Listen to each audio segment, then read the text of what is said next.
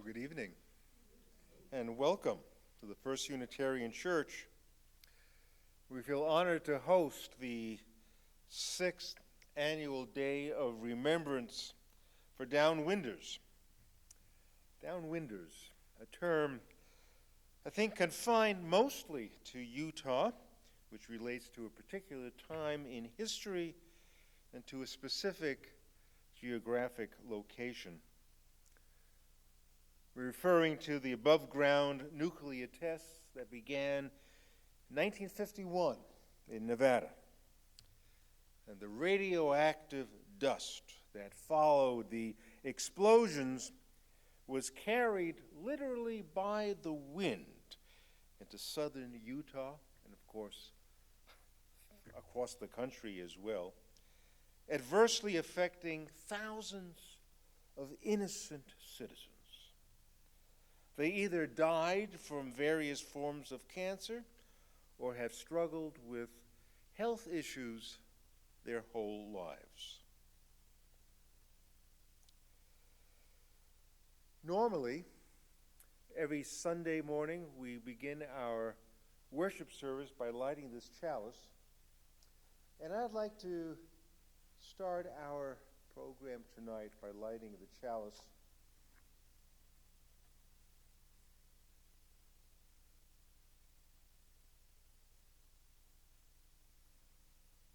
For a moment, I didn't think it lights on any other time but Sunday mornings. But anyway, some of the words that we use is that we light this chalice as a symbol of our faith, and that we gather here to celebrate hope and the infinite possibilities of love.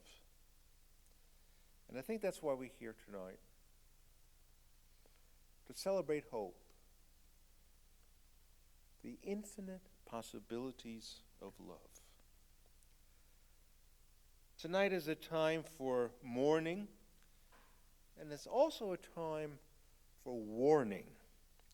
Especially since the new administration has taken office, we need to warn all generations, particularly the young, that as strange as it may seem, our government doesn't always have our backs.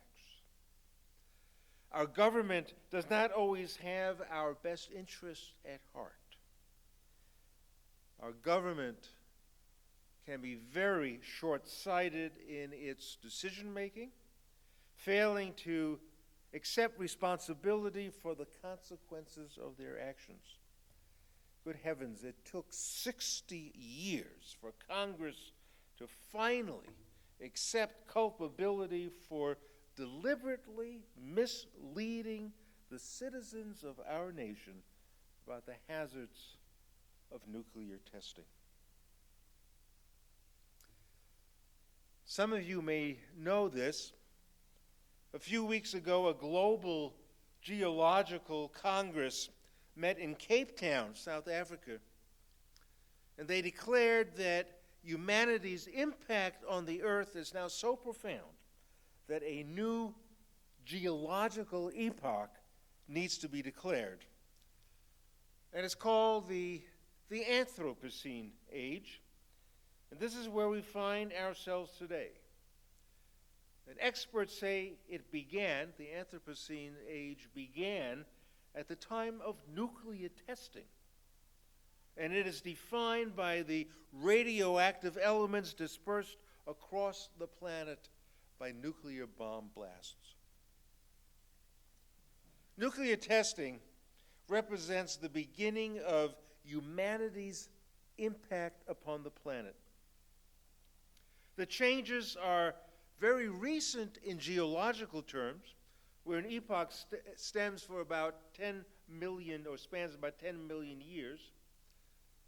Our gross negligence has ushered in a whole new geological epoch. And I'm not proud. Our actions have marked the end of a geological time period. We're just now realizing the scale and the permanence of the change. And now we're facing a new administration that not only reverses the intent of previous national leaders from both sides of the aisle to reduce nuclear capabilities and even flirt with the idea of nuclear disarmament altogether. At least our leaders in the past have sought the benefit of nuclear disarmament. But our current leader warns of reigniting the nuclear arms race, which is simply incomprehensible. He wants to bring it on, and he speaks about nuclear engagement in the most cavalier manner. Let me explain these flags. We have 6 flags, 1, 2, 3, 4, 5, 6. 6 in this chapel, representing Austria, Brazil, Ireland, Mexico, Nigeria, and South Africa. These are the countries that have initiated the call for the United Nations negotiations for a treaty to ban nuclear weapons. And these negotiations will take place a couple of months from now, March 27th to the 31st. They will then reconvene June 15th to July 17th. July 7th. The United States, France, Russia, and Israel all voted against having these negotiations. In Elliott Hall, our social hall, banned into outer darkness out there, are flags from the countries who have nuclear weapons: Russia, U.S., France, China, United Kingdom, Pakistan, India, Israel, and North Korea. You'll find little vases by the flags containing sunflower seeds representing the number of weapons that each country possesses.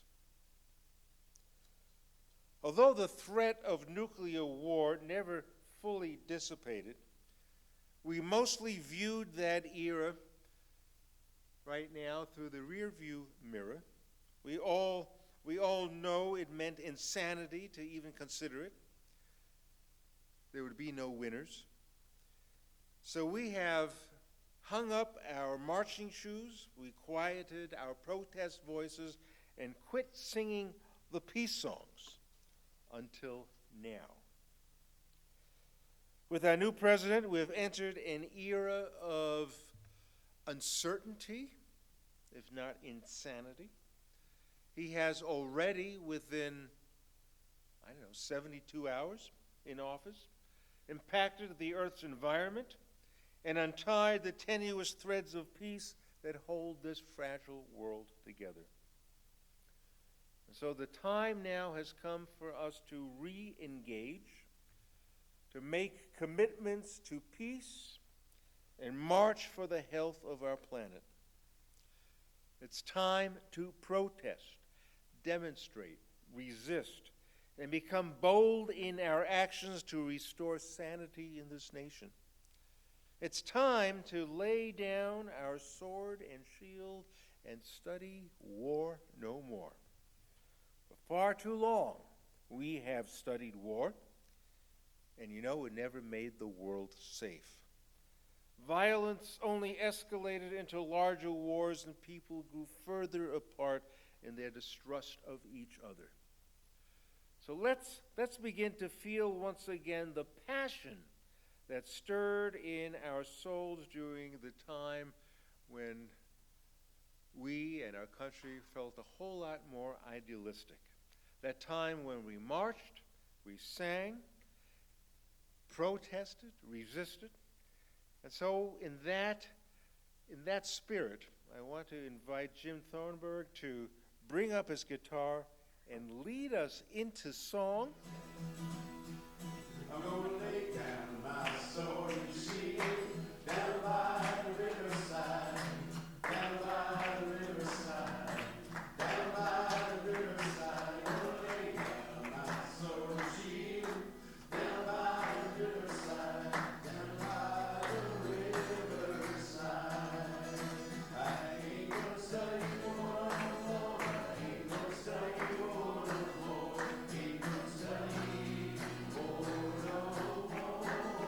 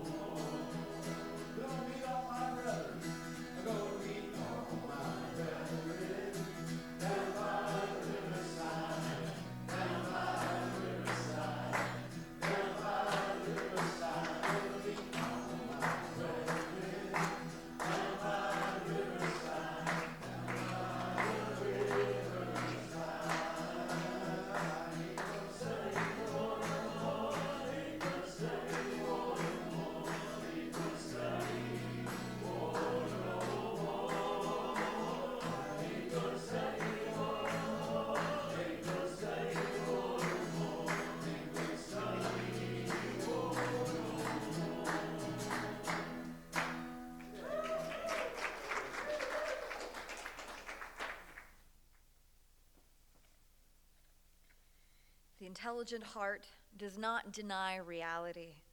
We must not forget the grief of yesterday, nor ignore the pain of today. But yesterday is past. It cannot tell us what tomorrow will bring. If there is goodness at the heart of life, then its power, like the power of evil, the power of life and good is real. So which shall prevail? Moment by moment we choose between them. If we choose rightly, and often enough, the broken fragments of our world can and will be restored to wholeness. But it's up to us. We have to continue to teach. We have to continue to pray. Isaiah said, "They shall beat their swords into plowshares and their spears into pruning hooks. Nations shall not lift up sword against nation, and neither shall they learn war anymore." And the poet Amos Oz told us that we should turn those spears and pruning hooks into musical instruments. And that way, if someone wants to make weapons out of them, they have to turn them back into pruning hooks first. It becomes our responsibility to teach those who may be in power what power is really about.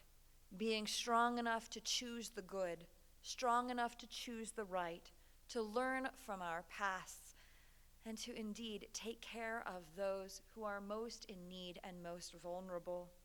Lo yisa goy al goy cherev, lo yilmedu od milchama.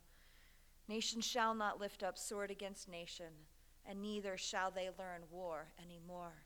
And it's up to us to teach them how.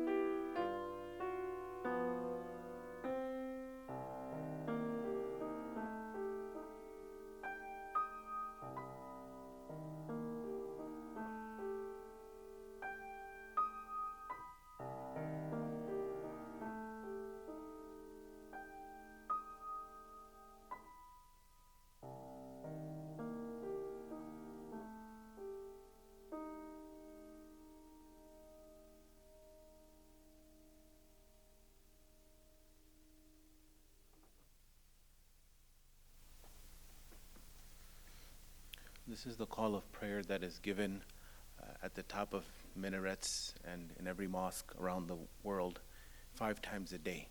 inviting the faithful to prayer. Allahu Akbar, Allahu Akbar, Allahu Akbar, Allahu Akbar. أشهد أن لا إله إلا الله أشهد أن لا إله إلا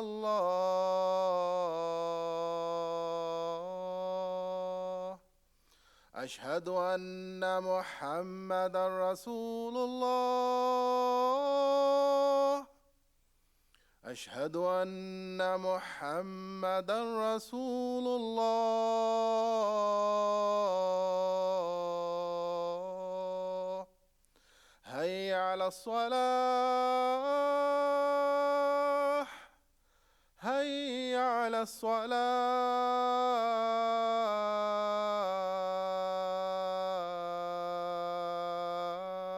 الصلاة هيا على الفلاح هيا على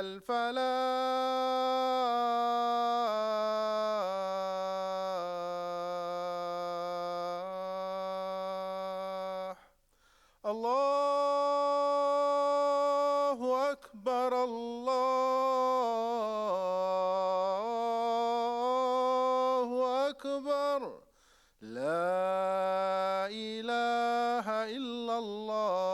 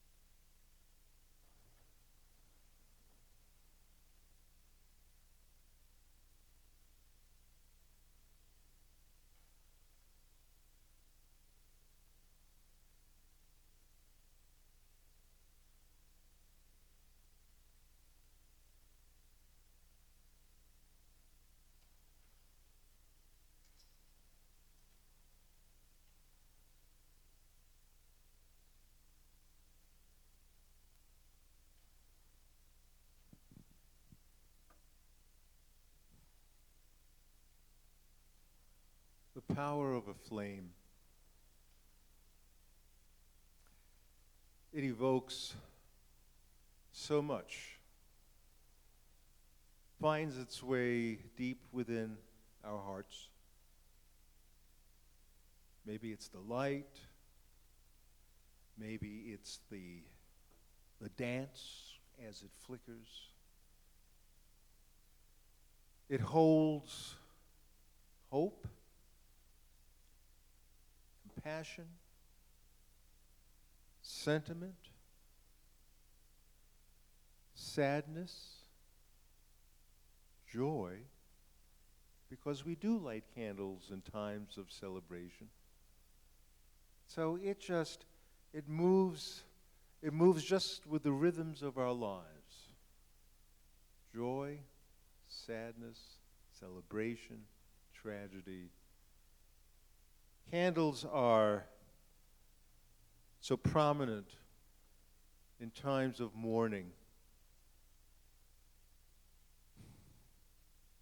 Sometimes when I am traveling, I don't know what it is, I am sometimes drawn into a Catholic church, a cathedral, and when the mood and the spirit hits me, for some reason I have this need to light a candle.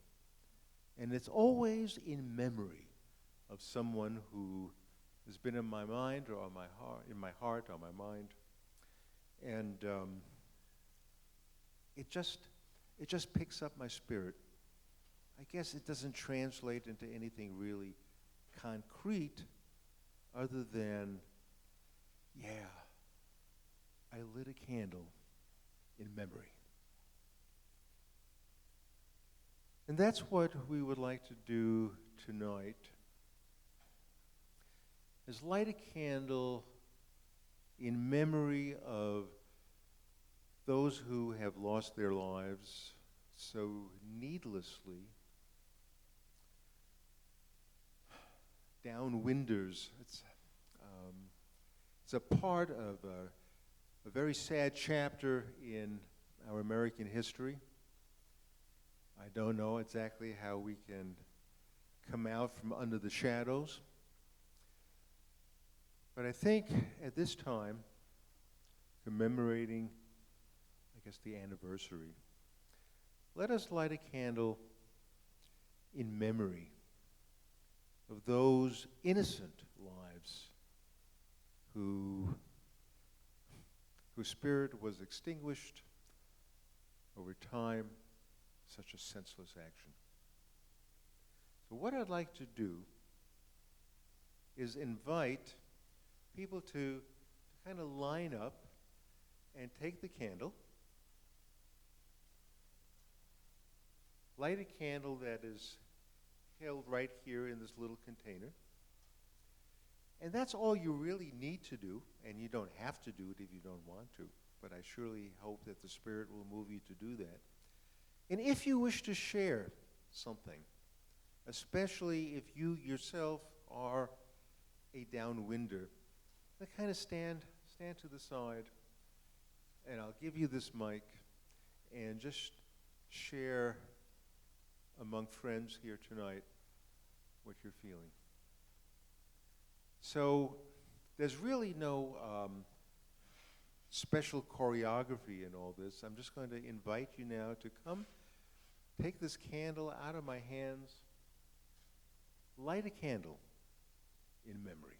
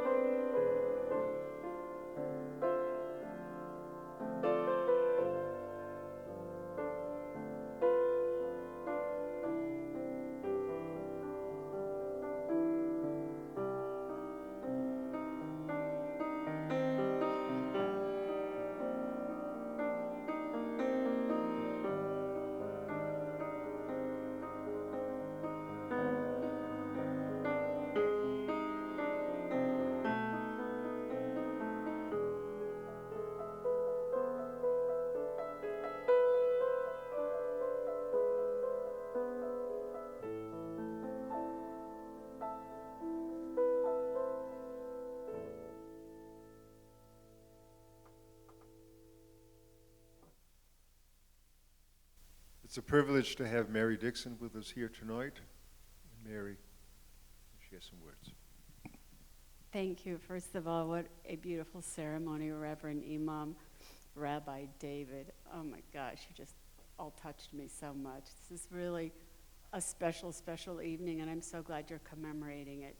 There are just so many people in our own state, even in St. George, that was the epicenter, who really don't know what happened and don't remember what happened. And it's not just a sad and tragic chapter of our history, it's a shameful one. It's one that I actually say it didn't prevent nuclear war, it was a nuclear war. When you think of all the Americans who were harmed from the deadly winds of the Cold War, when you think of all the Russians who were harmed, everyone in China, everyone in the Pacific, you look at what happened worldwide because of nuclear testing, it's catastrophic. If everybody who had been affected by those tests dropped dead when those tests happened, they would have stopped immediately. But because it takes so long for our sicknesses to show up, people forget it. And now we have an administration that is talking about expanding the arms race, which will inevitably lead to testing, which will inevitably lead to more victims.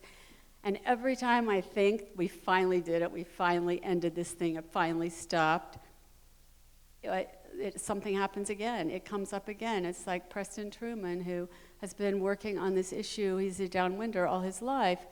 And he always said to me, all our victories are temporary. They're all temporary. We have to keep fighting all the time. And sometimes it just becomes so tiring. I mean, I myself was a downwinder. I had thyroid cancer. My sister died and left behind 3 children. In the neighborhood I grew up in, and that's in Salt Lake City, right on the border of Canyon Rim, I counted 54 people in 5 blocks of the area I grew up in who get various types of cancers, tumors, autoimmune diseases.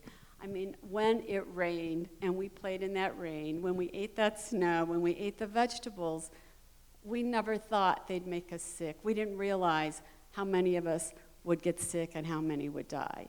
And I still see people suffering for the consequences. I work with a young woman whose father just died. He was a downwinder. He grew up in Nevada, very near the test site. Her uncles all died. And I hear these stories over and over until somebody once told me that I just she said, you just take in all the sorrow of the world, and it's kind of sadly true. I do. And I just pray for a time that good people like all of you here rise up and say enough's enough. We will not let this happen again. This does not belong anywhere near human beings, that we cannot let it happen again. I think Tom said it, we have to resist, and we have to continue to resist, and we have to continue to make our voices heard, because it's the only thing that ever stops anything is a small group of people who are passionate and committed and who do the right thing. So thank you, all of you, for being here and for remembering this and sharing this story, because it's not over yet.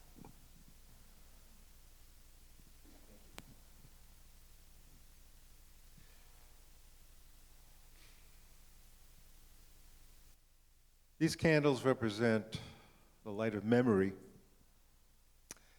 You're holding a candle in your laps right now, and that is for the light of commitment.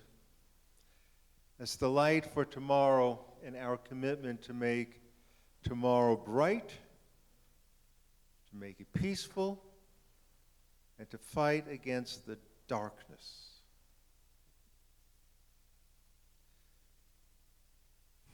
I'm going to ask the rabbi and the imam to please come up. And I love this little ritual, because we go from 1 light to 2 lights to 3 lights and watch it spread. And the light just disperses the darkness.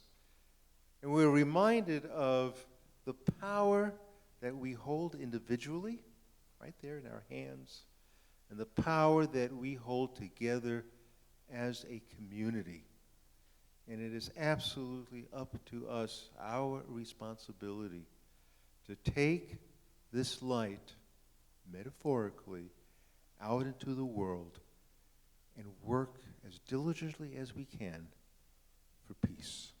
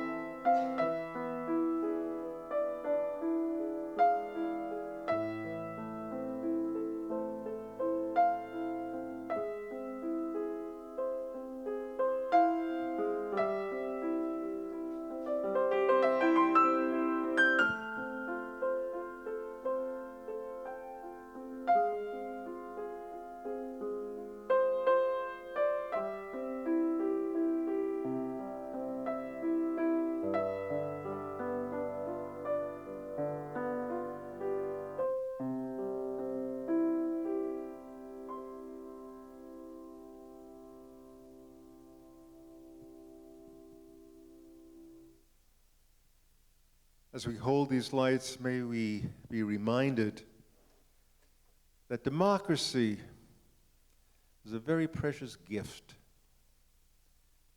It's not something that we can take for granted. It needs our commitment. It needs our vigilance. It needs our passionate support without letting up for a minute. Because if we do, we understand now the consequences. So let us take our light into the world and remind people that we need so desperately to keep the freedoms that we have taken for granted. We need to work hard, first of all, to restore them and then to maintain them. So let this light always remind us of our work and the duty and the responsibility that we have, and take that light and share it with others as we have shared that light this evening. After the postlude, I'm going to invite people to blow out their lights, and please join us for some light refreshments and conversation in Elliott Hall. I hope your schedules will permit you to stay and get a little better acquainted with each other. Thank you so very much for coming.